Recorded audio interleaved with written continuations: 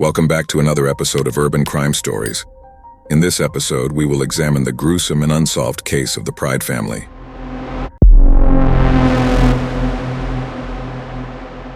The Pride family from Phoenix, Arizona was torn apart by a devastating tragedy that continues to haunt the community to this day.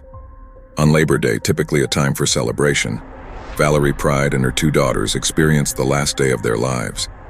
Valerie was only 24 years old on September 6, 1982. She had recently moved into a lovely new home with her cherished little girls, Shontia, who was 8, and Duana, who was 4. When she purchased the Spanish-style home on East Ardmore Street in Phoenix, Arizona, she could not have imagined it would become the site of their brutal murders.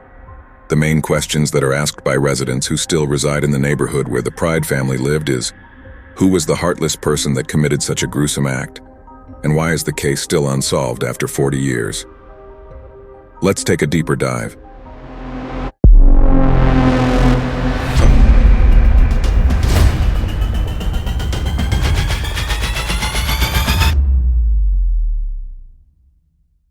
Valerie Pride was born to James and Ada Latham. She was born and raised in Arizona. She had 6 siblings, 5 sisters and 1 brother. Valerie finished high school at South Mountain High School and later went to Arizona State University. She married James Vaughn, and they had 2 children together, daughters Shontia and Duana. However, the marriage didn't last and ended in 1981. Valerie was a determined and accomplished woman. She worked at the Palo Verde nuclear plant, becoming the first black female electrician in 1982. Life was good for Valerie and her girls. She had just bought a new car and a new house. The house stood as a spacious Spanish-style house in an affluent neighborhood in Phoenix. It appeared to be a pleasant neighborhood with sizable Spanish-style houses, all sharing a similar architectural style. Valerie was also finishing her last year in a 4-year apprenticeship program to become a licensed electrician. Valerie loved her daughters dearly, and her family would later express that her children meant everything to her and brought her immense pride and joy. Her 8-year-old daughter, Shontia, went to Sierra Vista Grade School. It is believed that her youngest daughter, Duana, who was only 4 at the time, had not yet started school. It can be said that Valerie was dearly loved by her family. She was a dedicated mother and an outstanding individual who had gone the extra mile to ensure her daughters would have a wonderful life. On Monday, September 6, 1982, Valerie and her daughters marked their first Labor Day in their new home. Regrettably, it was not a joyous occasion. Early that afternoon, Valerie's boyfriend, Ben Daniels, received a phone call informing him that his 9-year-old daughter from a previous relationship had experienced an epileptic seizure while bathing and tragically drowned. He hurried to the hospital where she had been taken, only to find out that doctors couldn't save her life. Shortly before 9:30 p.m. that night, Valerie made a call to her brother. As she was talking with him, she heard a knock on her front door. Since Ben had not yet returned home from the hospital, Valerie informed her brother that she had to leave to check who was at the door. Her brother was unaware that it would be the final conversation he would ever have with his sister. Arriving home at around 10 p.m., Ben discovered the front door of the house wide open, despite the 109-degree temperature. Upon entering, he stepped straight into a nightmare. Valerie's daughters, 8-year-old Shontia and 4-year-old Duana, were huddled together in the living room, covered in blood. Someone had fatally stabbed them. Valerie was on the floor of the dining room and was also stabbed multiple times. It seemed like she had attempted to reach the back door but was attacked before she could get there. Ben struggled to comprehend the sight before him. His reaction was reduced to horrified screams. Upon hearing his cries, neighbors promptly called the police. Upon arriving at the scene, investigators from the Phoenix Police Department were horrified by the brutality of the triple murder. A detective found it necessary to step outside and take a moment away from the carnage. Speaking to a reporter, he exclaimed, "My God, it's terrible in there. There's stabbing all over the place." Shontia and Duana were discovered in their pajamas, indicating they were prepared for bed when the attack occurred. Detectives formed the theory that Valerie had been attacked almost immediately after she answered the knock at her front door. Following the crime, the likely scenario was that the killer had escaped through the back door.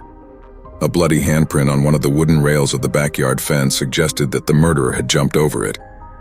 The crime left residents in shock. The neighborhood was usually very quiet. Valerie and her daughters had recently moved into their house a few weeks earlier. Described as a hardworking single mother devoted to her 2 daughters, Valerie's tragic end puzzled everyone in the community. No one could fathom why anyone would want to harm her and her children.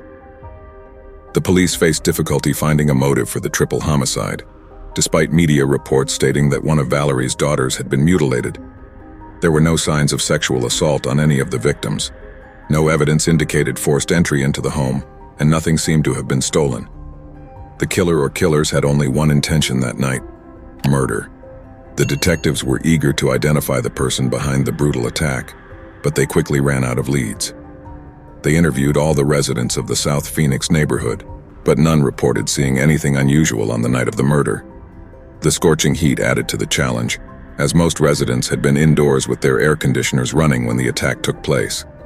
Those living closest to Valerie mentioned hearing some commotion around 9:45 p.m., but it wasn't significant enough to cause alarm. No one witnessed anyone entering or leaving Valerie's home. Despite putting forth their best efforts, the investigation came to a halt. After 6 months of no progress, homicide detectives increased their efforts. A few investigators returned to Valerie's neighborhood to conduct another sweep of the area. They re-interviewed neighbors and searched for any clues they might have overlooked during the initial investigation. In the hope of generating new leads, the Silent Witness Program and the International Brotherhood of Electrical Workers Local 640 extended rewards for information that could lead to the arrest and conviction of the individual or individuals responsible for the Pride family's murder. While some tips trickled in, few leads were developed. While conversing with neighbors, detectives consistently encountered rumors suggesting that the murder of Valerie and her daughters was a form of revenge for the earlier accidental drowning death of Ben's daughter, 9-year-old Zeta Daniels. It remained unclear why anyone would hold Valerie responsible for the tragic incident, but the persistent rumors prompted investigators to follow up on them. Zeta resided in Phoenix with her mother, Gloria Freeman, in a house situated about a mile away from Valerie's new home. According to Gloria, she had been supervising Zeta during her bath, but had briefly stepped away. It was believed that Zeta experienced an epileptic seizure during this time. Upon Gloria's return to the bathroom, Zeta was found underwater. Despite being rushed to the hospital, doctors were unable to save her. Following an autopsy, Zeta's death was officially declared a tragic accident.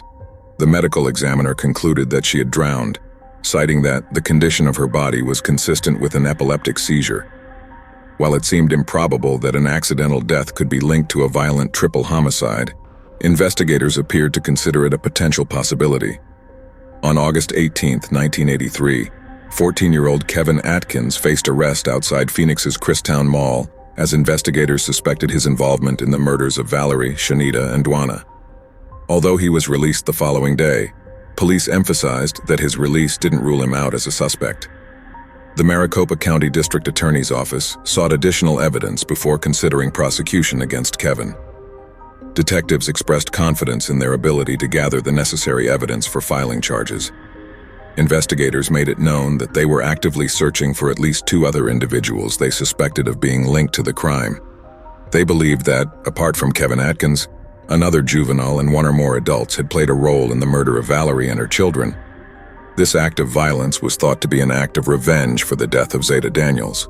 It was revealed that Gloria Freeman was Kevin Atkins's aunt, and Zeta Daniels was his cousin. While detectives initially appeared confident in having probable cause to charge Kevin with the crime, it remained unclear if they possessed any physical evidence linking him or anyone else to the murders. Charges were never brought against him, although rumors persisted, hinting at the Zeta's family involvement in the murder. These allegations were never substantiated, and the case eventually went cold. Investigators suggested that the murders might have been connected to a burglary at the Pride House in August 1982. Valerie had returned home to find her waterbed mattress slashed and all her clothes thrown into the water. It was unclear if there were any suspects in the burglary, and no charges were filed. 2 years after the murder, a knife was discovered in Valerie's neighbor's backyard, resembling the believed murder weapon. Detectives hoped it might provide a lead but couldn't confirm its use in the crime after analysis. In 1988, Sergeant Mike Hobel of the Silent Witness Program appealed for information, bringing in tips but no new leads. Over the years, investigators pursued numerous leads, conducted thousands of interviews, and spoke with people across the country. However, no solid suspects emerged. In 2005, Detective Bob Brunansky took on the cold case, hoping to solve it after more than 2 decades. Despite his efforts and public appeals, No new leads surfaced. The crime remains unsolved after 4 decades. In June 2022, Valerie's sister, Vicky McDonald, expressed the family's ongoing quest for justice, still shocked by the brutality of the crime.